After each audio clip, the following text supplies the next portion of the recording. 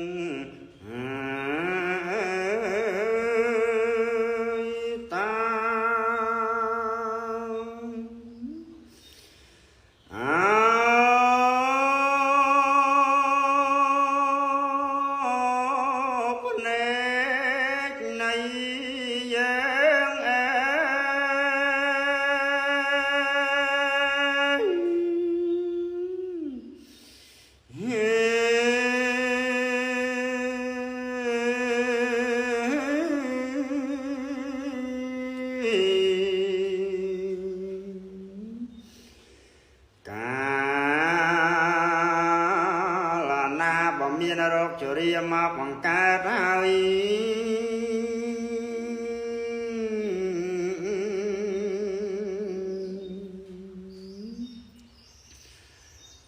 con này dương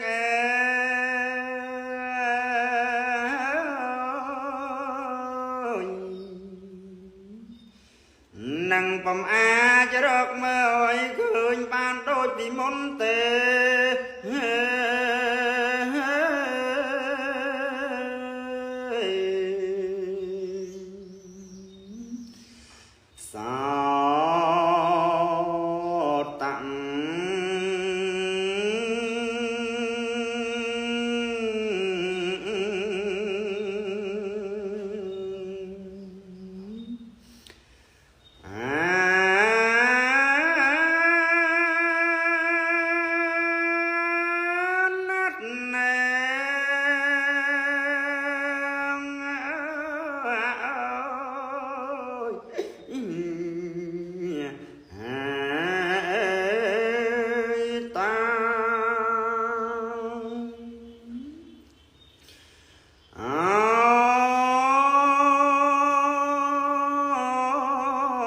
chuyện này giang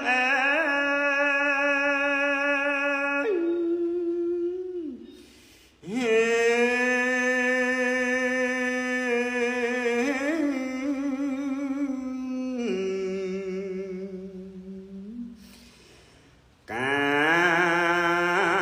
là na bom miên rốc cho riêng mà quảng ca rai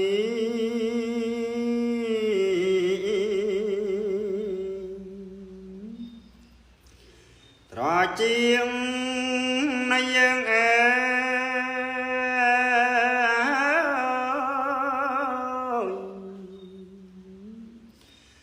năng bầm a đập số xiêng ở ban đôi bị môn tê